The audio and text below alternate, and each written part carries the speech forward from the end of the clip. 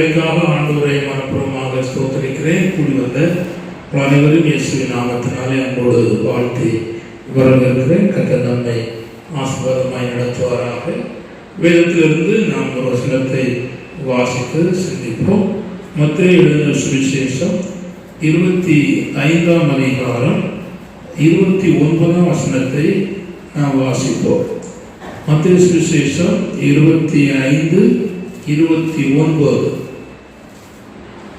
உள்ளவன் எவனோ அவனுக்கு கொடுக்கப்படும், பரிபூர்ணமும் அடைவான்.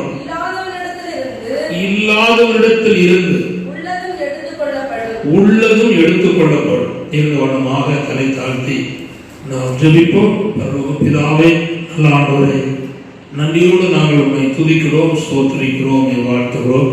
இந்த திருவசனத்தை ஆண்டுடைய கரங்களை நாங்கள் ஒப்புத்தருகிறோம். ஆண்டவர் திருவசனத்தை ஆசீர்வதித்தாலும் சமீபத்திலும் தூரத்திலும் கேட்கிற கர்த்தருடைய ஜனங்களை என் ஆசீர்வதிப்பீராக. தொடர்ந்து எங்களோடு கூட பேசும் இயேசுவின் நாமத்தில் ஜெபிக்கிறோம் நல்ல பிதாவே, ஆமென். கர்த்தர் ஸ்தோத்திரம். வாசித்த இந்த வசனத்தில் உள்ளவன் எவனோ அவனுக்கு கொடுக்கப்படும், பரிபூர்ணம் அடைவான். இல்லாத இடத்திலிருந்து உள்ளதும் எடுத்துக்கொள்ளப்படும் அப்படிங்கிற வார்த்தையை இங்கே கர்த்தராகிய இயேசு கிறிஸ்து தன் திருவாய் மலர்ந்து சொன்னதை நாம் பார்க்கிறோம். இங்க ரெண்டு ஆட்கள் இருக்கிறார்கள், உள்ளவன், இல்லாதவன். இந்த உள்ளவன் யார் என்பதை நான் முதலாவது இந்த வசனத்திலிருந்து விளக்க விரும்புகிறேன். அதாவது இங்கு ஒரு சம்பவம் சொல்லப்பட்டிருக்கிறது. இது தாளந்தை பற்றி சொல்லப்பட்ட சம்பவம்.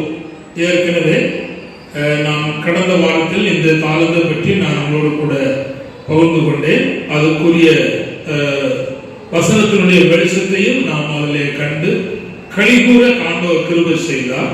நான் இன்னைக்கு அந்த பகுதியில் ஒரு காரியத்தை சுட்டி காட்டி அந்த உள்ளவனுக்கு இன்னும் என்ன கொடுக்கப்படும், இல்லாதவற்றிலிருந்து என்ன எடுத்துக்கொள்ளப்படும் என்கிற காரியத்தை நான் உங்களுக்கு சொல்ல விரும்புகிறேன். இந்த உள்ளவன் அப்படிங்கிறதுக்கு 5 தாளந்தை ஒருவரிடத்திலே கொடுத்து விட்டு ஒரு எஜமான் போகிறார். 2 தாளந்தை ஒருவனுக்கு கொடுத்து விட்டு எஜமான் போகிறார். 1 தாளந்தை ஒருவனுக்கு கொடுத்து விட்டு எஜமான் போகிறார். திரும்பி வருவதாக சொல்லுவதை நாம் பார்க்கிறோம். வந்தபோது கொடுத்த இடத்திலே கணக்கு கேட்கப்படுகிறது. அந்த கணக்கின்படி ஒப்பு கொடுக்கப்படுகிறார்கள். அந்த 5ஐ கொண்டு 5ஐ வியாபாரம் பண்ணி அல்லது பிரயாசப்பட்டு முயற்சி எடுத்து 5ஐ சம்பாதித்திருக்கிறான். அவன் சும்மா இருக்கவில்லை, கொடுத்ததை அவன் வாங்கி பிரயாசப்பட்டிருக்கிறான். அந்த 2ஐ வாங்கினவன் இன்னும் வியாபாரம் பண்ணி பிரயாசப்பட்டு கூட 2 சம்பாதித்திருக்கிறான். அவனை பார்த்துதான் இந்த வசனம் சொல்லுது, உள்ளவன் எவனோ. உள்ளவன் ஏற்கனவே ஒன்று கொடுக்கப்பட்டிருக்கிறது, கொடுக்கப்பட்டதை கொஞ்சம் பெருக்கி இருக்கிறான் அல்ல கூட்டி இருக்கிறான். அவனுக்கு பேர் உள்ளவன் அல்ல. கவனிங்க, உள்ளவன். இல்லாதவன் யார் அப்படின்னா அந்த ஒரு தாளந்தை வாங்கினவன், அந்த ஒரே ஒரு தாளந்தை வாங்கினவன். கர்த்தர் சொல்கிறார், ஒரு தாளந்தை வாங்கினவன் அதை வியாபாரம் பண்ணாமல் ஒளிச்சு வச்சு அதை திரும்பவும் அந்த எஜமான் கேட்கும் பொழுது அந்த ஒன்றையே கொடுக்கிறானே, அவன்தான் இல்லாதவன். நல்ல கவனிங்கள், இல்லாதவன். இப்பொழுது கவனிங்கள், இப்பொழுதும் ரட்சிப்பு பெற்றுக்கொண்ட ஆண்டுடைய பிள்ளைகள் அந்த ரட்சிப்பை தேவசன்னியானத்தை கொண்டு வந்து தேவனை துதிப்பதற்கும் சோதரிப்பதற்கும் அவளை பயன்படுத்தி அதை மற்றவர்களுக்கு போய் சொல்லி ஆண்டவரை பற்றியான காரியங்களை அறிவித்து அவளை போல அநேகரை இழுத்துக் கொண்டு வருகிற ஆண்டவருடைய பிள்ளைகளுக்கு உள்ளவன் கர்த்தர் சோதரம். ஆனால் வாங்கின ரட்சிப்பையும் சந்தோஷத்தையும் மற்றவர்களுக்கும் சொல்லாமல் தானும் அதை அனுபவிக்காமல் தேவனுக்கு முன்பாக வரும்போதெல்லாம் அதை கொண்டு வந்து கர்த்தரை வெளிப்படுத்தாமல் இருக்கிறவன் இல்லாதவன்.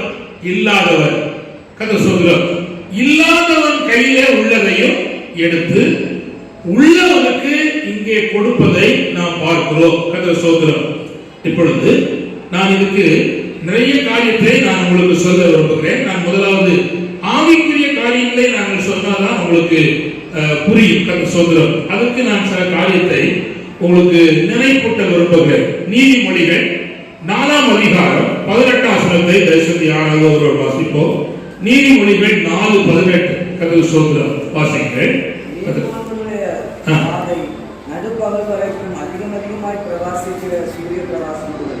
நீதிமானுடைய பாதை நடுப்பகல் மட்டும் அதிகமாய் பிரகாசிக்கிற பிரகாசம் போல் இருக்கிறோம். இங்கே நீதிமான் என்று சொல்லப்பட்டிருக்கிறதை நாம் இங்கே கவனிக்கிறோம்.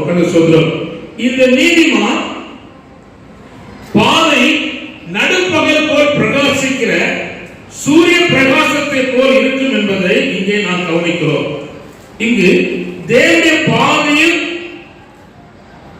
இருக்கிற ஆணுடைய பிள்ளைகளுக்கு தேவன் கொடுக்கிற ஒரு பகுதி என்னவென்றால் பிரகாசத்தை கொடுக்கிறார். அவன் கொஞ்சம் பிரகாசம் இருக்கிறது, அவன் அதை வச்சு வாழ்க்கை நடத்துகிறான். அதனால இன்னும் ஆண்டவர் பிரகாசத்தை கொடுக்கிறார். எப்படி கொடுக்கிறார் அப்படி நீ கவனிச்சீங்கன்னா, நடுப்பகல் போல் பிரகாசிக்கிற சூரிய பிரகாசத்தை போல் ஆண்டவர் கொடுக்கிறார். அதோடு கூட மாத்திரமல்ல, அடி காயத்தை தேவன் குணமாக்கும் பொழுது சந்திரனுடைய பிரகாசம் சூரிய பிரகாசத்தை போல மாறும் என்று ஏசாயா வாசிக்கிறோம். சூரிய பிரகாசம் 7 சூரிய பிரகாசத்தை போல் மாறும் என்று சொல்லப்பட்டிருக்கிறது. கர்த்தர் சொல்கிறோம், ஆரம்பத்தில் கொஞ்சம் பிரகாசத்தை கர்த்தர் கொடுத்தார். ஆனால் அந்த பிரகாசத்தை கொண்டு தேவனை தொடர்ச்சியாக பின்பற்றி கர்த்தரை பின்பற்றி வந்தபோது அந்த பிரகாசம் மங்கி போகாதபடிக்கு தொடர்ச்சியாக பிரகாசத்தை தேவன் கொடுப்பதற்கான வாய்ப்புகளை அவர்கள் தேடிக்கொண்ட போது தேவனாகிய ஆண்டவர் அவருக்கு பிரகாசத்தை அதிகமாக செய்தார், கொடுத்தார் என்று நாம் வேதத்திலே நாம் பார்க்கிறோம். சொல்கிறோம், இந்த பிரகாசத்தை பெறுவதற்கு சில அனுபவங்கள் இருக்கிறது. அதை நான் உங்களுக்கு சொல்ல விரும்புகிறேன். சொல்கிறோம், அதாவது ஒரு தேவ மனுஷன் தேவ சன்னிதானத்திலே காத்திருக்கும் பொழுது, தேவனை அண்டி கொண்டிருக்கும் பொழுது, அல்லது தேவ வசனத்தை இடவிடாமல் வாசிக்கும் போது கேட்கும் போதும் ஆட்டோமேட்டிக்காக உள்ளான மனுஷனிலும் புறம்பான மனுஷனிலும் கர்த்தர் அதிகமான பிரகாசத்தை ஆண்டவர் கொடுக்கிறார். அவன் நீதிமான், அவன் போகிற பாதை நீதி பாதை. அந்த பாதையில சிங்கம் இல்லை, கரடி இல்லை, துஷ்ட மனுஷர்கள் இல்லை, அசுத்தம் இல்லை, அருவருப்பு இல்லை. அது ராஜரீக பாதை, ராஜ பாதை என்று வேதத்திலே சொல்லப்பட்டிருக்கிறது. ஆனால் ராஜ பாதையை விட்டு மாறின சிம்சோன் என்ற பாதையிலே சிங்கம் வந்தது. கர்த்தர் சொல்கிறார், தகப்பன் தாய் சொன்ன அந்த வார்த்தைப்படி நடந்து தகப்பனுடைய வார்த்தையை கீழ்ப்படுத்தி கடந்து போன போது சிங்கம் பாதையை குறுக்கிடவில்லை. சற்று தகப்பன் வார்த்தையும் தாயின் வார்த்தையும் கேட்காமல் வேறொரு பாதையிலே, அவனுக்கு மனசிலே தோன்றின பாதையிலே, அல்லது அவன் மனசும் மாம்சமும் விரும்பின பாதையிலே போகும் பொழுது சிங்கம் வருகிறது. கவனிங்கள், சிங்கத்தை அடித்து கொண்டு கிழிச்சு போட்டதெல்லாம் பெருசாக சொன்னாலும் போற பாதை தவறான பாதை. ஆரம்பத்திலே ஜெயமாத்தான் தோன்றும், வெற்றியாகத்தான் தோன்றும், ஆனால் தவறான பாதை. நீங்க வேதத்தில் பார்த்தீங்கன்னா அப்போஸ்தலனாகிய பவுல் சொல்லுகிறார், இது கப்பல் பிரயாணத்துக்கு ஏற்ற காலம் அல்ல. போக வேண்டாம் என்று சொன்னார் எவ்வளவோ, ஆனால் கப்பலையும் கப்பல் மாலுமையும் அங்க இருக்கிற 100 அதிபதியும் நம்பியபடினாலே அவர்கள் கப்பலை லேசாக ஓட்டினார்கள். ஆரம்பம் தென்றல் அழகா வீசிச்சு, பாதை அழகா இருக்கு, சரிதா போற பாதை சொல்லி கொஞ்ச நேரத்தில் தாண்டி போனா கடு காற்று வந்தது. ஆதலால் பல நாட்கள் சூரியனை காண முடியவில்லை, பல நாட்கள் சாப்பிட முடியவில்லை. கொண்டு போன எல்லா தளவாளங்களையும் கடலுக்குள்ளே தூக்கி எறிய வேண்டிய சந்தர்ப்பம் ஏற்பட்டது. ஜீவனை இல்லாமல் மற்ற எல்லாத்துக்கும் நஷ்டம் ஏற்பட்டது என்று பார்க்கிறோம். அப்படியானால் தேவ பாதையில் ஒரு மனுஷன் செல்லும் போது, தேவனுடைய பாதையில் ஒரு மனுஷன் காணப்படும் பொழுது அவனுக்கு அதிகமான பிரகாசத்தை ஆண்டவர் கொடுக்கிறார். சொல்கிறோம், 2 நாளாகமும் 5ஆம் அதிகாரம் 10ஆம் வசனத்தை யாராவது ஒரு வாசிப்போம். 2 நாளாகமம் 5:10. கர்த்தர் ஸ்தோத்திரம். இஸ்ரவேல் புத்திரர் எகிப்திலிருந்து புறப்பட்ட பின் கர்த்தர் ஓரேபில் அவர்களோடு உடன்படிக்கை பண்ணினபோது மோசே அந்த பெட்டியிலே வைத்த 2 கற்பனைகளை அல்லாமல் அதிலே வேறொன்றும் இருந்ததில்லை. கர்த்தர் ஸ்தோத்திரம். கவனிங்க, அங்கே உள்ள ஒண்ணு இருந்துச்சு. என்ன கவனிங்க, அங்க உள்ள ஒண்ணு இருந்துச்சு. கவனிங்க, என்ன இருந்துச்சு? மண்ணா வைக்கப்பட்ட பொற்பாத்திரம் இருந்துச்சு. ஆரோனுடைய தொழுத்த போல் இருக்கு. குட், கவனிக்கிறார். ஆனா அதை ஆண்டவர் எடுத்துட்டார். எப்பொழுது தேவாலயம் கட்டி தேவாலயத்துக்கு உடன்படிக்கை பண்ணி வரும்பொழுது அந்த மன்னாவும் இல்லை, ஆரோனுடைய தொழுத்த கோலம் இல்லை. அது காரணம் என்னன்னா, அதுக்கப்புறம் தேவன் அவளை நடத்த போகிற பாவின் அனுபவம் வித்தியாசம். அல்லேலூயா, அல்லேலூயா. இப்போ நான் ஒரு ஆண்டு இப்படி நடத்தினா இன்னொரு ஆண்டு இப்படியே நடத்துவா அப்படின்னு நினைக்க கூடாது. கர்த்தர் ஸ்தோத்திரம். திரும்பவும் நான் உங்களுக்கு சொல்லும்போது நீங்க புரிந்து கொண்டால் உங்களுக்கு புரிந்து கொள்ள முடியும். கர்த்தர் ஸ்தோத்திரம். அது என்ன என்பதை நான் திரும்ப சொல்ல விரும்புகிறேன். கர்த்தர் ஸ்தோத்திரம். இவ்வேளத்தில் நீங்க கவனிப்பீர்களானால் பல தேவ மக்களை, கர்த்தருடைய ஜனங்களை ஆண்டவர் ஒரு வருஷம் ஒரு மாதிரி நடத்திருக்கிறார், இன்னொரு வருஷம் இன்னொரு மாதிரி நடத்திருக்கிறார். அதை புரிந்து கொள்ளணும். ஆனா போகிற பாதை நீதிமான். இவன் போகிற பாதையிலே கர்த்தர் உண்டு. இவன் பாதையை கர்த்தர் அறிந்திருக்கிறார். இந்த பாதையில் அவனுக்கு என்னென்ன தேவையோ அத்தனை கொடுக்கிறார். ஆனால் முதலாவது அவன் கொடுக்க வேண்டிய என்னன்னா பிரகாசத்தை கொடுக்கிறார். அல்லேலூயா. பிரகாசம் எங்க இருக்கிறது? வசனத்தில் இருக்கிறது. பிரகாசம் எங்க இருக்கிறது? கர்த்தருடைய வசனத்தை கேட்பதில் இருக்கிறது.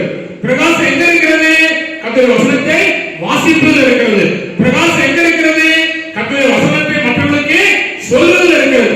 இந்த பாதையிலே ஒரு மனுஷன் தான் கடமையை செய்யும் பொழுது கர்த்தர் அவனுக்கு பிரகாசத்தை அதிகமாய் கொடுக்கிறார். உள்ளான மனுஷன்ல, புறம்பான மனுஷன்ல, நடைமுறையான அனுபவங்கள் அத்தனையிலும் ஆண்டவர் செய்கிறாரு, கொடுக்கிறார். இதை செய்யாமல் மனுஷன் நீதிமானா இருந்தாலும் அவன் உள்ளவன் அல்ல. அவன் யாரு? இல்லாதவன். உள்ளதும் எடுத்துக்கொள்ளப்படும். இப்போ பாருங்க, ஆவிக்குரிய மக்கள், ஆவிக்குரிய ஜனங்கள், கர்த்தருடைய பிள்ளைகள் கஷ்டத்துக்கு மேல் கஷ்டப்படுறாங்க. கஷ்டம் உண்மை, அதாவது பாடு பிரச்சனை உண்மை. ஆனா எல்லா காலமும் ஒரு மனுஷன் பாடு பிரச்சனையில இருக்கும்படி தேவ திட்டமா இல்ல. கர்த்தர் ஸ்தோத்திரம். ஆனா நாமே நம்மை ஒரு வட்டக்கோட்டைகளை உள்ளார வச்சுக்கிட்டு இதுதான் தேவ சித்தம் அப்படி நான் போறோம், அப்படி நம்ம போகவே கூடாது. கர்த்தர் ஸ்தோத்திரம். இப்ப நான் சொல்ல விரும்புகிறேன், அந்த தேவ சமூகத்தில் இருக்கிற கர்த்தருடைய மனுஷனுக்கு இருக்கிற சில காரியம் சொல்ல விரும்புகிறேன். 91ஆம் சங்கீதத்தில் நீங்கள் படித்தீர்களானால் உன்னதமானவர் மறைவில் இருக்கிறவன் சர்வ வல்லவர் நிழலில் தங்குவான் சொல்லப்படுகிறது. அப்போ உன்னதமான மறைவில் இருக்கிறவன் அப்படின்னா தேவனுடைய பாதுகாப்புக்காக ஒருவர் ஆண்ட மறைவில் உட்கார்ந்து இருக்கிறார். ஆனா அப்படிப்பட்ட கர்த்தருடைய பிள்ளைகளுக்கு, அந்த தேவ சமூகத்தில் கர்த்தருடைய மனுஷனுக்கு ஆண்டவர் அவனுக்கு போற பாதையிலே தூதர்கள் பாதுகாப்பார்கள். நல்ல கவனிங்கள், தூதர்கள் பாதுகாப்பார்கள். அவனுக்கு பாதம் கல்லில் இடாதபடிக்கு தூதர்களுமே ஏற்றி கொண்டு போவார்களே. ஆனால் வழியில அவன் போற பாதையில சிங்கம் இருக்கு. கர்த்தர் சொல்றார், நான் சொன்ன நீதிமான் போகிற பாதையில இல்லை இல்லைன்னு சொன்னேன். ஆனா சிலர் போகிற பாதையில சிங்கம் இருக்கு. கர்த்தர் சொல்றார், ஏன் அப்படின்னா தேவன் அவனை அனுபவசாலியாய் மாற்றி பலருக்கு அந்த அனுபவத்தை கற்றுக் கொடுப்பதற்காக, பழக்கப்படுத்துவதற்கு அல்லது பயிற்சி கொடுப்பதற்கு என்னை கர்த்தர் போருக்காக என் விரல்களை யுத்தத்துக்கு படிப்பிக்கிறார் அப்படின்னு சொல்லுகிறார்.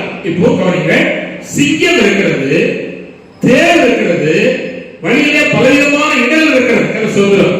ஆனால் இது ஒன்றும் அவனை தொட முடியவில்லை, சேதப்படுத்த முடியவில்லை. அவன் பக்கம் நெருங்க முடியவில்லை.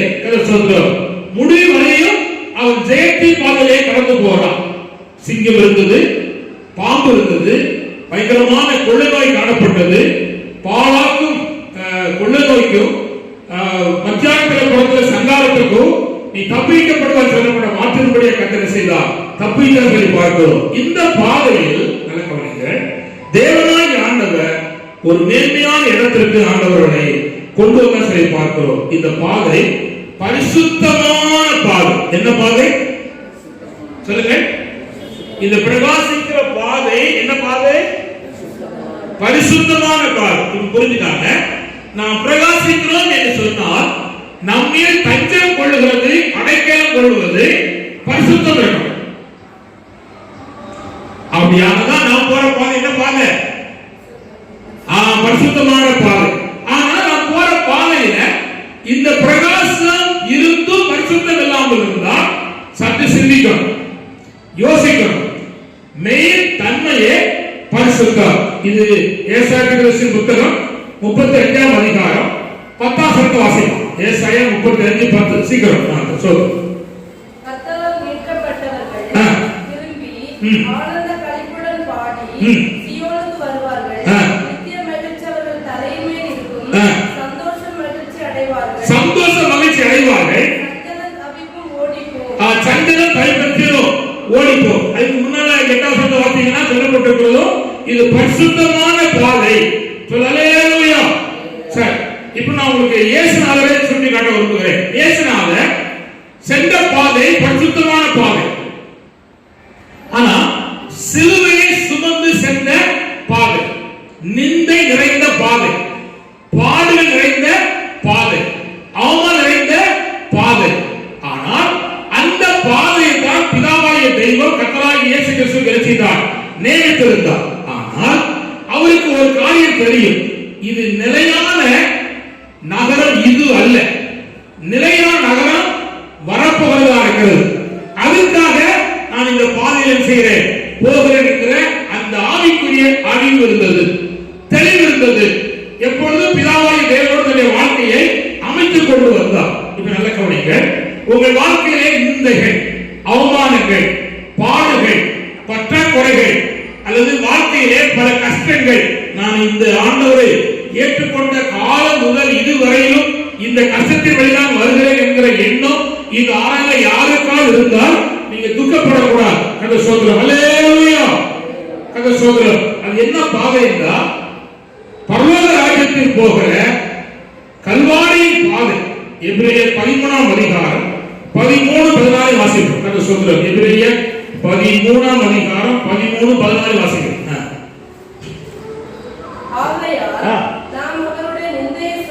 ஆகையால் நாம் அவருடைய நிந்தையை சுமந்து பாளையத்துக்கு புறம்பே அவரிடத்திலே புறப்பட்டு போக கடவோம். நிலையான நகரம் நமக்கு இங்கே கவிங்க ஏன் இங்க இந்த பாடுகளிலே போறோம்னா நிலையான நகரம் நமக்கு இங்கே இல்லை. வரப்போகவே நாடி தேடுகிறோம். இப்ப இந்த பாடு, இந்த பிரச்சனை, இந்த நெருக்கம் அப்படிங்கிற அனுபவம் இருந்து நம்மள பரிசுத்தம் இருக்குமானா ஒன்று சொல்லணும், நான் போற பாதை எங்க போறோம்? நிலையான நகரம் நமக்கு இங்க இல்ல, வரப்போது நாடி போயிட்டு இருக்கிறோம். அதெல்லாம் சந்தோஷப்பட்டு போகலாம். அல்லேலூயா. அப்போஸ்தலனாகிய பேதுரும் யோவானும் தேவாலயத்துக்கு வந்தாங்க ஜெபிக்கிற வேளையில. ஒருத்தர் பிச்சை கேட்டான், எதுமா இருக்குமான்னு சொல்லி. கேட்காமீங்க. ஆதி அப்போஸ்தலர் சபையில முதல் சபையில 3000-5000 பேருக்கு இடத்துல என்ன இல்லையா? வெளி பொண்ணு இல்ல, காசு இல்லாம ஐயா ஜெபத்துக்கு போயிருக்காரு அந்த சோதரம். அப்போ அதை நம்பி அவங்க போல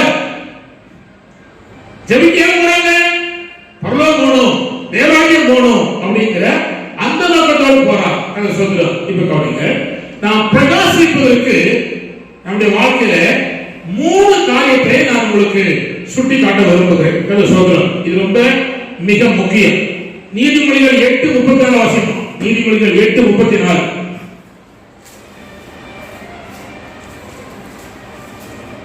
நீதிமொழிகள் 8:34. என் வாசற்படியில் நித்தமும் விழித்திருந்து, அதாவது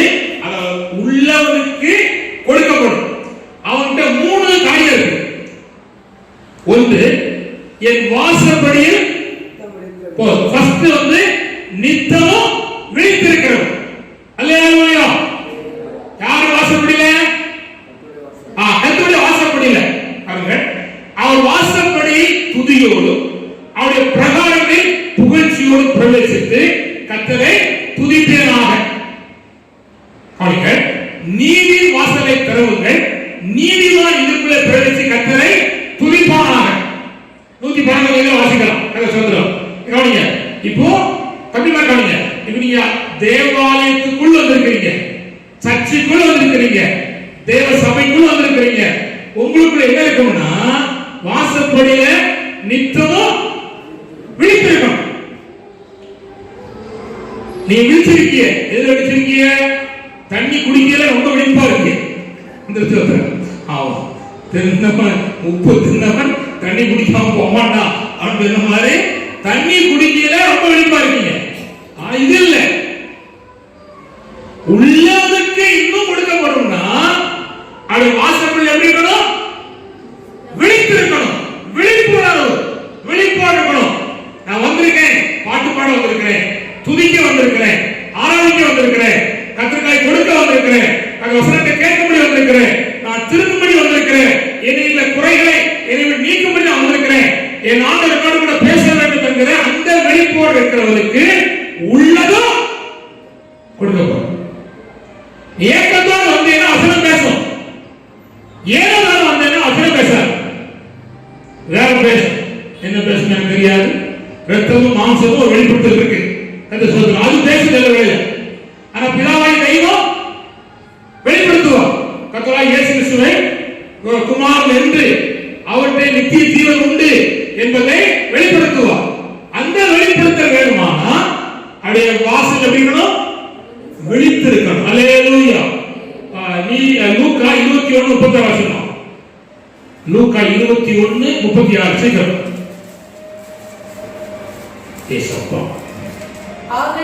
ஆகையால் இனி சம்பவிக்க போகிற இவைகளை எல்லாம் நீங்கள் தப்பி, இனி சம்பவிக்க போகிற இவைகளுக்கெல்லாம் நீங்கள் தப்பி மனுஷகுமாரனுக்கு முன்பாக நிற்க, மனுஷகுமாரனாகிய இயேசு கிறிஸ்துவுக்கு முன்பாக நிற்க, பாத்திரவான்களாக எண்ணப்படுவார்கள். அந்த பகுதியிலே போய் நிற்பதற்கு, பாத்திரவான்களாய் மாறுவதற்கு எப்பொழுதும் ஜெபம் பண்ணி, எல்லா நேரமும் ஜெபம் பண்ணி விழித்திருங்கள் என்றார். அப்ப இயேசு கிறிஸ்துவின் வருகைக்கு போகிறவன் யாருன்னா அடி வாசப்படியிலே ஜெபத்தோடு விழித்திருக்கிறவர், எப்பொழுதும் ஜெபம் பண்ணி விழித்திருக்கிறவர்.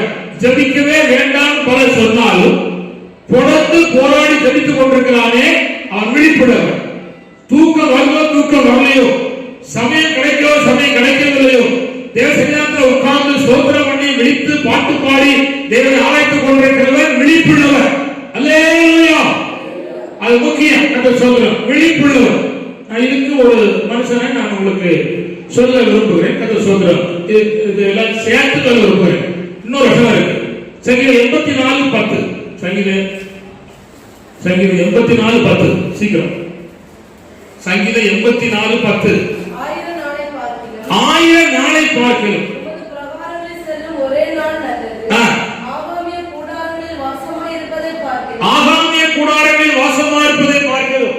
தேவனுடைய ஆலயத்தின் வாசற்படியில் காத்திருக்கிறேன். கவனிங்க, எங்களுடைய தேவனுடைய ஆலயத்தின் வாசற்படியில் காத்திருப்பதையே தெரிந்து கொண்டேன் அப்படின்னா நல்ல கவனிங்க. கதவு அருகே காத்திருக்கிறவர் யாரு அப்படின்னா உங்களுக்கு புரியல. உங்களுக்கு நான் சொன்னேன் புதுசையும் பழசையும் சேர்த்து சொல்றாங்க. பழைய ஏற்பாட்டில் ஒருவன் அடிமையா வரணும்னா இனி நான் இஸ்ரவேல் தேசத்தை விட்டு உங்க கோத்திரத்தை விட்டு உங்களுடைய வழிபாட்டை விட்டு நான் போக மாட்டேன், இங்கேயே இருக்கிறேன் அப்படின்னு அவன் சொல்லணும்னா அவன் எங்க வரணும்னா கதவு அருகே வரணும், நிலை அருகே வரணும். வந்தபோது ஒரு ஒரு குத்தூசி எடுத்து இவன் காலுக்கும் அந்த கம்புக்கும் வச்சுட்டு ஒரு ஓட்டம் போடுவாங்க. இனி இஸ்ரவேலுக்கு யாரு நீ? அடிமை. அதான் கதவு இருக்கு. என்ன அர்த்தம்? உடன்படிக்கை பண்ணுகிறவன். இனி எனக்கு மீட்பே இல்லை, இதுதான் பாதை, இதுதான் ஜீவியம், இதை தவிர நான் வேற எங்கேயும் போக மாட்டேன், இதுதான் எனக்கு வேலை அப்படின்னு தன்னை தானே அடிமையா ஒப்பு கொடுக்கிற இடம் தான் கதவருகை. அல்லேலூயா. அவன் சாது வரையில் சொல்லுவான், நான் கதவு அருகே நின்று காது குத்தப்பட்டது. சில நீங்க பாத்தீங்கன்னா சில மாடு மேயும், நிறைய மாடு மேயும், சில மாடு மேயும். சில மாட்டுல இந்த காதுல ஒரு செம்பு முத்திரை இருக்கும். அது கனரா பேங்க் முத்திரையா இருக்கும், இல்லைன்னா ஸ்டேட் பேங்க் முத்திரையா இருக்கும். அப்படின்னா என்ன? லோன் மாடு அப்படின்னு அர்த்தம். புரியுதா? இஸ்ரவேலுக்குள்ளே இப்படி லோன் மாடு நிறைய உண்டு. புரியுதா? தன்னை விடுவித்துக் கொள்ளாமல் அதுக்கு ஒப்பு கொடுக்கிறவன். இது போன்று கவனிங்க, நித்தமும் அப்படி சமூகத்தில் விழித்திருக்கிறவர், கதவருகே காத்திருக்கிறவர். அடுத்து இன்னொரு வசனத்தில் ஒன்னொன்னு வளைந்து போலாம், நிறைய நேரம் சொல்றோம் வாசிக்க போறோம். 1 சாமுவேல் 3:9-10 சீக்கிரம். 1 சாமுவேல் 3ஆம் அதிகாரம் 9-10. அப்பா நீ போய் படுத்துக்கொள், உன்னை கூப்பிட்டார், அப்பொழுது நீ கர்த்தாவே சொல்லும் அடியேன் கேட்கிறேன் என்று சொல் என்றார். அப்போ இப்போ விழிப்பு என்ன? கர்த்தருக்கு காத்திருக்கிறவனுக்கு கர்த்தர் பேசுவதற்கு வர கர்த்தருடைய வார்த்தையை அவன் உண்மையாய் கேட்கணும். அவன் தான் விழிப்புள்ளவன். அல்லேலூயா, அல்லேலூயா. கவனிங்க அந்த சொல்றோம். இப்போ நீங்க நம்ம எல்லாம் கூடி ஆராய்ச்சி வந்திருக்கிறோம். வசனத்தை கேட்காம நீங்க வந்துட்டு போனீங்கன்னா ஒரு பிரயோஜனம் இல்லை. வசனம் தான் ஜீவன், வசனம் தான் நம்மளை உயிர்ப்பிக்கிறது, வசனம் தான் நம்ம ஆட்கொண்டு நடத்தக்கூடிய இருக்கிறத சொல்றோம். அதனால நம்முடைய வாழ்க்கையில இது தேவை. இந்த மூன்றும் ஒரு ஆள் அனுபவத்தில் இருந்துச்சு.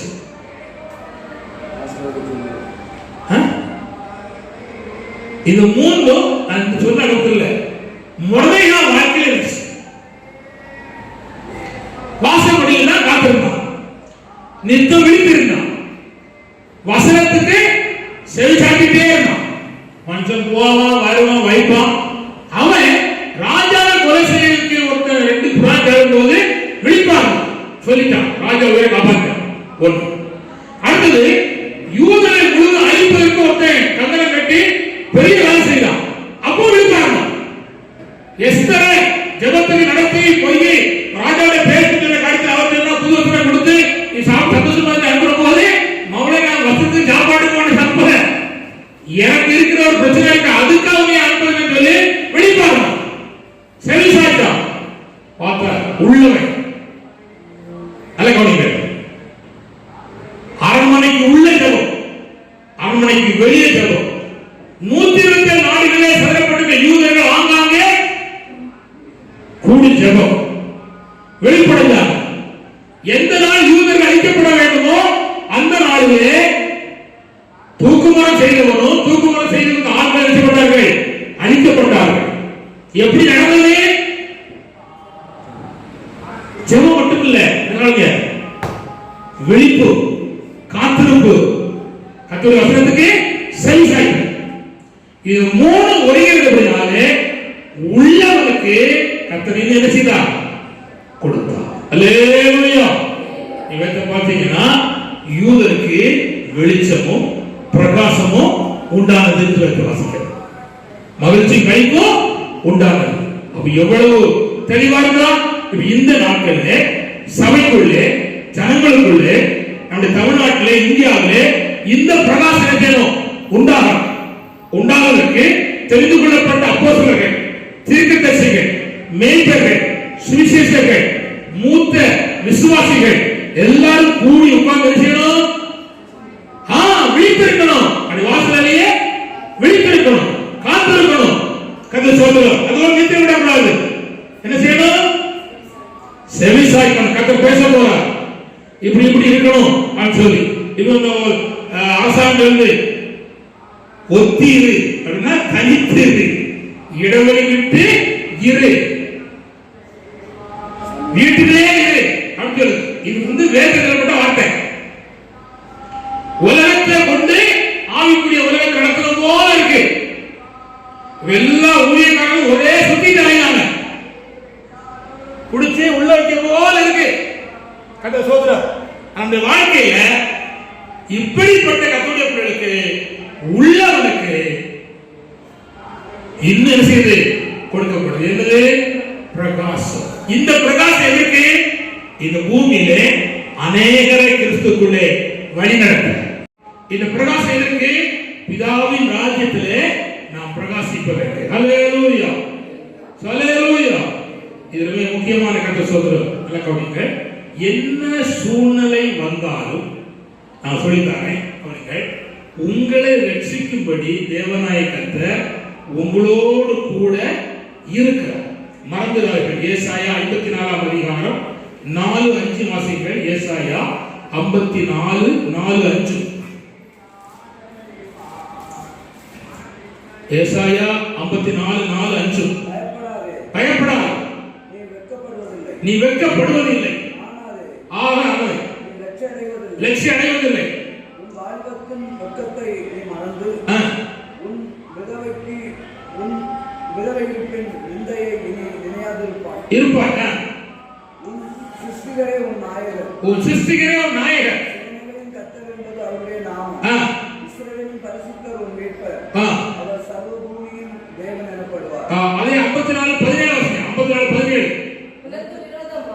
உனக்கு விரோதமாய் இப்ப கவனிங்க, நம்முடைய ஆராதனைக்கு விரோதமாக, ஞாயிற்றுக்கிழமை ஆராதனைக்கு விரோதமாக, அது ஜனங்கள் கர்த்தருடைய சமூகத்திலே வருவதற்கு விரோதமாக நயவஞ்சகமான பல காரியங்கள் போடப்பட்டு எல்லா காரியங்களும் நடந்தேறி கொண்டிருக்கிற இந்த காலத்திலே நான் இயேசு நாமத்தை சொல்ல விரும்புகிறேன். தேவ சித்தம், தேவ திட்டம் எப்படி இருக்குமானா பிரச்சனை இல்லை. ஆனா மனுஷனுடைய திட்டமும் மனுஷனுடைய ஆலோசனையும் சூது வஞ்சனமும் நிறைந்து இவைகள் நடுவிலே கிறிஸ்தவர்களை கர்த்தருடைய பிள்ளைகளையும் அதாவது முடக்கி போடும்படியாக எடுக்கப்படுகிற எந்த காரியமா இருக்குமானால் உனக்கு விரோதமாய் உருவாக்கப்படும் எந்த ஆயுதமும் வாய்க்காதே போகும். எஸ்தர் ராஜாத்தி காலத்திலே வாய்க்கவில்லை. தரியு, கோரேஸ், அதாவது நேபுகாத்நேச்சர் இவருடைய காலத்திலே பாபிலோனிலே அதனால எபிரேயர் புருஷர்களுக்கு விரோதமாக ஏற்றப்பட்ட ஒன்று நடக்கவில்லை. அது சொல்கிறோம். அதே தேவன் புதிய ஏற்பாடு காலத்திலே கர்த்தராகிய இயேசு கிறிஸ்து ஜீவனை கொடுத்து இரத்தத்தை சிந்தி சபையை சம்பாதித்து ஒவ்வொரு ஞாயிற்றுக்கிழமை உயிர்த்ததினால கர்த்தரை ஆராதிக்கும்படியாக தேவ திட்டம் பரலோகத்திலிருந்து நமக்கு கொடுக்கப்பட்டிருக்கிற இந்த அனுபவத்திலே ஜனங்களை கூடி வர விடாதபடிக்கு பலவிதமான காரியங்கள் சூது வஞ்சனமாக செய்யப்படும் பொழுது கர்த்தர் பார்த்து கொண்டு அமைதலா இருக்கவே மாட்டார். ஹல்லேலூயா.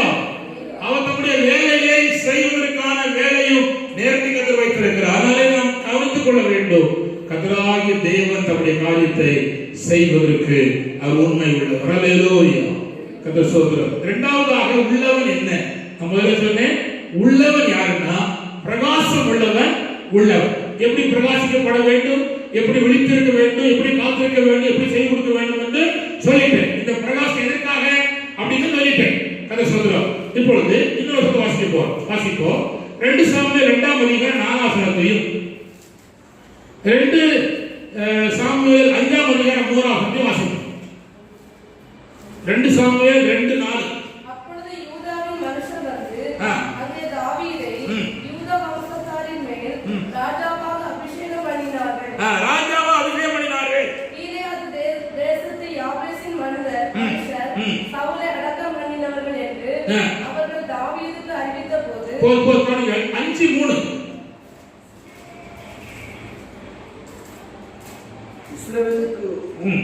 இஸ்ரவேலின் மூப்பர் எல்லாரும் எப்ரோனிலே ராஜாவிடத்தில் வந்தார்கள். தாவீது ராஜா எப்ரோனிலே கர்த்தருக்கு முன்பாக அவர்களோடு கூட உடன்படிக்கை பண்ணின பின்பு அவர்கள் தாவீதை இஸ்ரவேலின் மேல் ராஜாவாக அபிஷேகம் பண்ணினார்கள். இந்த தாவீதை 3 முறை அபிஷேகம் பண்ணார். ஃபர்ஸ்ட் சகோதரர் நடுவில், ரெண்டாவது யூதர்கள் நடுவில், யூதா கோத்திரத்தின் நடுவில், மூன்றாவது 12 கோத்திரம் சமஸ்த இஸ்ரவேல் நடுவில் அபிஷேகம் பண்ணாங்க. ஃபர்ஸ்ட் உள்ளவன் எதுல? கனம் பண்ணப்படுவதில்லை, தேவனால் கனம் பண்ணப்படுவதில் உள்ளவன். சகோதரர் நடுவில் கனம் பண்ணப்பட்டான். அதோட ஆண்டவர் விட்டுறாங்க. அப்படியே ராஜாவாயாச்சு.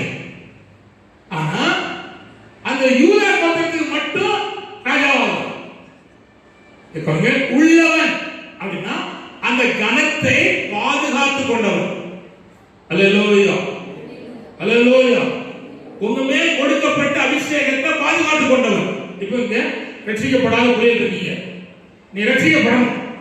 நீ பாவம் என்னதென்று அறிஞ்சாச்சு. இயேசுதான் ரட்சகர், இயேசு தான் ஆண்டவர். இந்த ஆண்டவர் போதும், இனிமேல் நான் சினிமா பார்க்க மாட்டேன், செல்லுல பார்க்க மாட்டேன், தியேட்டர்ல போய் பார்க்க மாட்டேன், வீணா நண்பரோட போக மாட்டேன் அப்படின்னு நீங்க மனம் திரும்பி இதுக்கு முன்னால பார்த்த போன எல்லா பாவத்தையும் அறிக்கை செய்து விட்டு பாவத்தின் நிச்சயத்தை பெற்றுக்கொண்டு அப்புறம் பிதா குமார பரிசுத்தாவி நாமத்தினால முழுகி ஞானஸ்நானம் பெற்று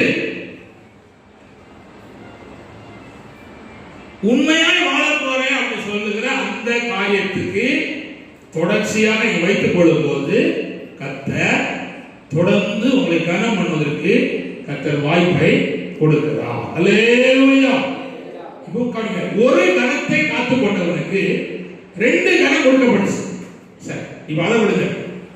மனுஷன் நடுவுல மனுஷ சஞ்சாரியாக அங்கேயும் அவன் பண்ணிட்டு இருக்கான். இவரை கௌதாரியம் போல சவுலு வேட்டையாடவா, கையில ஆண்டவர் சவுலை கொடுக்கிறார், கை போடல. ஒரு காரியத்தை தெளிவுபடுத்த என்னன்னா, கர்த்தரால் அபிஷேகம் பண்ணப்பட்ட கையை போட மாட்டான். அப்போ அபிஷேகத்தை என்ன பண்றான்? புரியுதா? தொட மாட்டேன் அவன் கனம் பண்றான். அவன் சொல்றான், அடுத்த ராஜாவை நீதான் இருப்ப. கொல்ல வாரவன் ஆசீர்வதித்தான், அடுத்த ராஜா நீதான். தாழ்ந்து கொல்லப்பட வேண்டும் வாய்க்கிறது சொன்னவன் வாயார வாழ்க்கிறான். என்ன வாழ்க்கிறான்? அடுத்த ராஜா நீதாயா. அண்ணா அடுத்த என்ன? தேவன் கொடுத்த கணத்தை அவன் காத்துக்கொண்டு தன் ஜீவிய அடிப்படையில் உண்மையாய் வாழ்ந்த போது எவன் கொல்ல வாரானோ அவனை செய்யலாம், ஆசீர்வதிக்கிறான். எவ்வளவு அற்புதமான வாழ்க்கை. அல்லேலூயா. அல்லேலூயா. நான் எத்தனையோ உங்களுக்கு சொல்ல முடியும். கர்த்தர் ஸ்தோத்திரம். இல்லைங்களா? நம்முடைய ஜீவியத்துல இதை அறிந்து கொண்டு உண்மையா நான் வாழ்வோமானா, ஒருவேளை வந்தது லேட்டு, அதனால திரும்பி பார்க்க கர்த்தர் சொல்றார். ஆண்டவருக்கே மகிமை உண்டாகும். அல்லேலூயா. முடிங்க, எனக்கு தெரியும். அது வரை பொறுமையா ஏசி கர்த்தரே. ஆமா, கர்த்தர் சொல்றார். புரிந்து கொள்ளணும். அதாவது இது நீங்க வேதத்தில் பார்த்தீங்கன்னா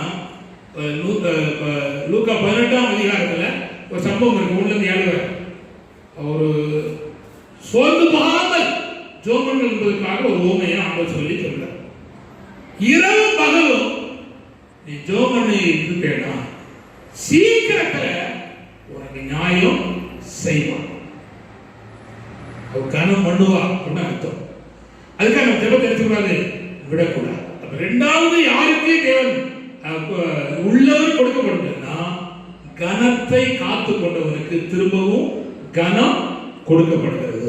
அல்லேலூயா. அடுத்த ஒன்று சொல்ல இருக்கிறேன். 3வது கர்த்தர் சொல்றார். 1 ராஜாக்கள் 10ஆம் அதிகாரம் 15ஆம் வசனத்தை வாசிப்போம். 1 ராஜாக்கள் 10:15 சீக்கிரம் கர்த்தர் சொல்றார். ஒவ்வொரு வருஷத்திலும் அவனுக்கு வந்த எத்தனை 666. இங்கதான் சாசு நம்பர் இருக்குல்ல, கர்த்தர் சொல்றார் 666 பொன் தாளந்து வந்துச்சு ஒவ்வொரு வருஷம். இது யாரு? சாலமோனுக்கு வந்துச்சு. சாலமோன் யாரு? தாவீது பையன். தாவீது யாரு? கர்த்தரால் உயர்த்தப்பட்ட பல லட்சம் கோடி பொன்னுடையவர். அவனுக்கு பிள்ளை யாரு? சாலமோன். அவனுக்கு ஒவ்வொரு வருஷமும் 666 தாளந்து வந்துச்சான், பொன் தாளந்து. அப்போ யாருக்குமே நிறைய தங்கம் இருக்கு, இன்னும் தங்கத்தை கொடுக்கிறான். ஒரு மாதிரி கொடுத்தவருக்கே கொடுக்க, ஒருவருக்கு ஒரு வீடு கூட இல்லை, சிலவனுக்கு 2 வீடு கட்டுறார்.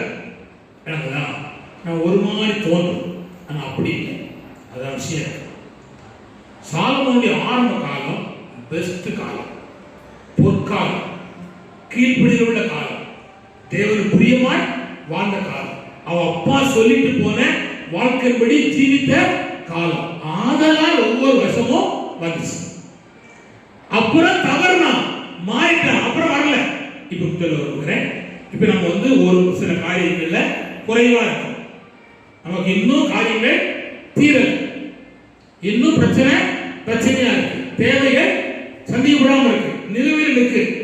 இதெல்லாம் சரிப்படுத்தப்படுவதற்கு பரலோகம் ஆண்டு வச்சிருக்கிறான். என்ன செய்யணும் அப்படின்னா, அவன் செய்த பிரதானமான வேலை என்ன? ஆலயத்தை கட்டினான். அல்லேலூயா, அல்லேலூயா, அல்லேலூயா. அதான் ஆண்டவர் கொடுத்தார். எப்ப சொல்ல விரும்புகிறேன், உங்க வாழ்க்கைய தெய்வீகத்துக்கு நேராக நீங்க கட்டுவதா இருந்தா, புதிய ஏற்பாடு காலத்துல தேவனுக்கு பொன்னும் வெள்ளியும் சகல ஐஸ்வர்யத்தையும் தருவதற்கு அவர் வல்லவர். உங்களோடு சேர்ந்த பிள்ளைகள், குடும்பங்கள், சபையார் அனைத்தையும் தேவன் வந்து வாசம் பண்ணக்கூடிய அளவுக்கு கட்டணும். வசனத்தை கொண்டு ஜெபித்து உபவாசம் பண்ணி தெருவா பிரசங்கம் பண்ணி அநேகருடைய இருட்டுகளை வெளிச்சமாய் மாற்றி நீ கட்டிட்டீங்கன்னா, நான் சொல்லுகிறேன், கர்த்தர் இதை காட்டிலும் கொடுத்து உயர்த்தி வைப்பதற்கு கர்த்தர் வல்லவர். அல்லேலூயா. இந்த ஆராய்ச்சி வந்திருக்கிற உங்கள் அனைவருக்கும் தேவன் பொருளாதாரத்திலே கர்த்தராகிய தேவன் செழிப்பையும் ஆசீர்வாதத்தையும் ஐஸ்வர்யத்தையும் தருவார் என்று கர்த்தருடைய நாமத்தை வாழ்த்தி ஆசீர்வதிக்க கர்த்தர் சொல்கிறோம். நீங்கள் செழிப்புள்ளாய் மாறுவீர்களாக இயேசுவின் நாமத்தை கர்த்தர் சொல்கிறோம். நான் இப்படி சொல்ல விரும்ப கவனிங்க. 11 வருஷம் 11 வருஷம் 11 அது 1 ராஜாக்கள் 10ஆம் அதிகாரம் 11 வசனம்.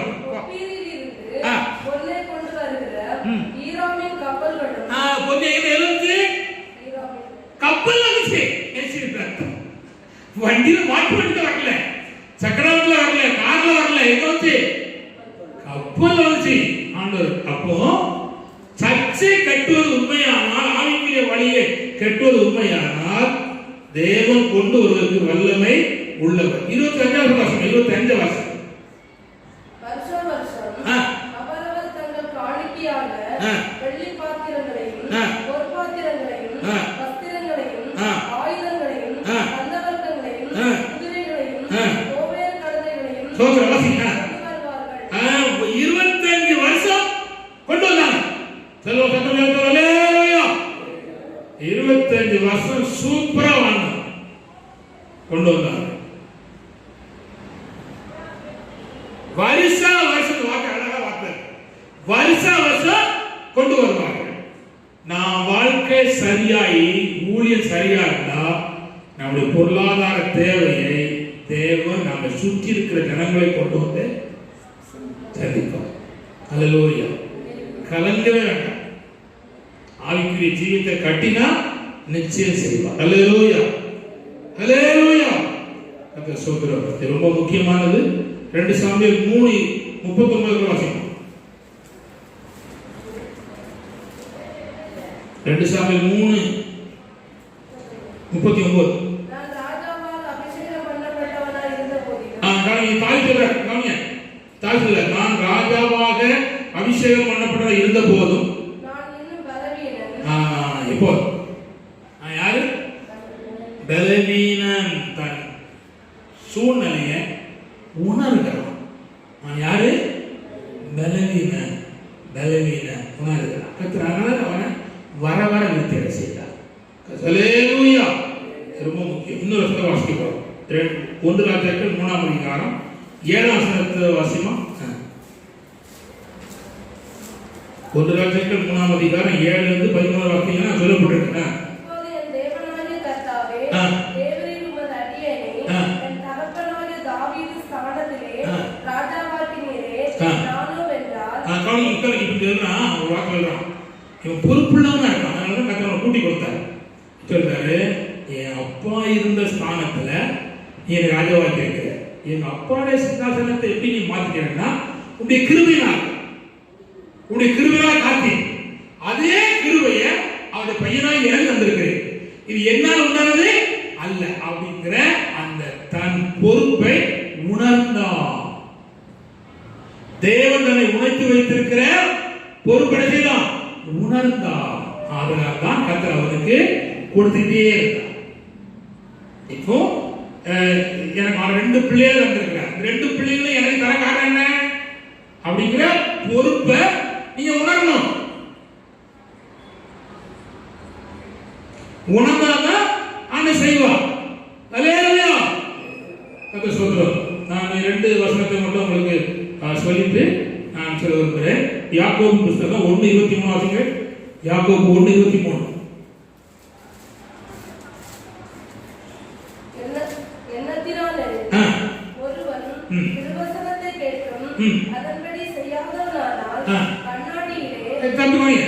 கண்ணாடியிலே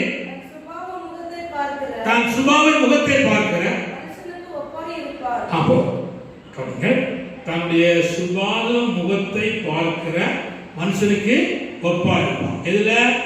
கண்ணாடியில. இப்ப நம்ம கண்ணாடியில பார்க்கிறோம், முடி நுழையிருக்கு, இங்க கருப்பு இருக்கு, தோசை சுட்டுல கொஞ்சம் மாவு இங்கே அவசரத்துல கொஞ்சம் தொடஞ்சா மாவு வெள்ளையா இருக்கு.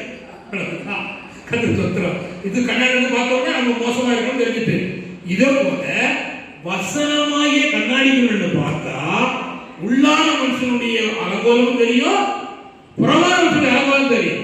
அதை தன்னை சரிப்படுத்திக் கொண்டா, அந்த கண்ணாடிக்குள்ள சரிப்படுத்தி கொண்டா, நம்ம விரும்புகிற கவனிங்கள், தேவனாய் ஆண்டவர் நம்முடைய வாழ்க்கையில பலவீனம், திறமை, கிருபை இது அத்தனை நம்ம தந்து நம்ம ஆசீர்வதிப்போம். இப்ப நடக்கிறவங்க ஒரு நாட்டில இருந்து ஒரு நாட்டுக்கு யுத்தம் வந்திருக்கு. அப்ப இந்த அதாவது ஆண்டவர் நம்பி இருக்கிற நாட்டில் இருக்கிற அந்த ராஜா தன்னுடைய பலவீனத்தை அறிந்து கொண்டார். அதை வாசிக்க போறோம். 2 நாளாகமும் 20:12. சீக்கிரம் வாசிங்க. சொல்றேன். 2 நாளாகமும் 20:12. இயேசுவே சொல்றேன். எங்கள் தேவனே, அவர்களை நீர் நியாயம் தீர்க்க மாட்டீரோ? எங்களுக்கு விரோதமாக இந்த ஏராளமான கூட்டத்துக்கு முன்பாக நிற்க எங்களுக்கு பலன் இல்லை. வந்திருக்கிற கூட்டம் என்ன கூட்டம்? ஏராளமான கூட்டம். நாங்க நிற்க எங்களுக்கு பலன் இல்லை. தன்னை உணர்ந்தா ஏன் வர கிடைக்கல? படிச்சோம். உணரணும். ஏன் முன்னேற்றம் இல்லை? உணரணும். உணர்ந்தா கர்த்தர் ஸ்தோத்திரம் உண்டு. இவன் உணர்ந்தா தேவனாய் கர்த்தர் யுத்தத்தை நடத்தி ஜெயத்தை கொடுத்தா. அல்லேலூயா, அல்லேலூயா. இன்னொரு கூட வாசிக்க போறோம். 2 ராஜாக்கள் 19:3 வாசிங்க. சீக்கிரம் வாசிங்க. 2 ராஜாக்கள் 19:3. ஆகிலும் தேசத்தை விட்டு அகற்றி தேவனை தேட உம்முடைய இருதயத்தை நேராக்கின விஷயத்தில், தேவனை தேடுவதற்கு நேராக்கின விஷயத்தில் நன்மையான காரியங்கள் உம்மிடத்திலே காணப்பட்டது உண்டு என்றார். கர்த்தர் ஸ்தோத்திரம். இப்போ சூழ்நிலை மாறி வித்தியாசம் வருது போதும் அவனுக்கு வருகிற தீங்கு அவனை தொடராம இருக்க காரணம் என்னன்னா, ஒரு காலத்துல தேவனை தேடின விஷயத்துல உத்தமமாக அவன் இருதயத்தை தேவனுக்கு நேராக்கின காரியத்தை பரலோகத்தில் நினைச்சிட்டாரு பார்த்தா. அப்போ நாம் கர்த்தரை தேடுகிற காரியத்தில் உண்மையா இருக்கும் பொழுது கர்த்தராகிய தேவன் நம்ம என்ன செய்கிறார்? ஆசீர்வதிக்கிற ஆண்டவராக இருக்கிறார். அல்லேலூயா. நான் ஒரே ஒரு காரியத்தை மாத்திரம் சொல்லி நாம் ஜெபிக்க போறோம். சொல்றோம், உள்ளவனுக்கு கொடுக்கப்படும். இப்ப பாருங்க, இப்பொழுது நாம் வாசித்தது என்னன்னா, பொருளாதாரத்தில் ஆசீர்வாதத்தில் உண்டான உள்ளவனுக்கு கொடுக்கப்படும். இப்ப என்னன்னா, நாம் இந்த கடைசி காலத்தில் இருக்கிறோம். ஜெயம் எடுக்கணும். என்ன எடுக்கணும் சொல்லுங்க? சகலத்தை ஜெயம் எடுக்கணும். சகலத்தில் ஜெயம் எடுக்கிற எவனோ அவன் தான் பகவத்துக்கு போக முடியும்.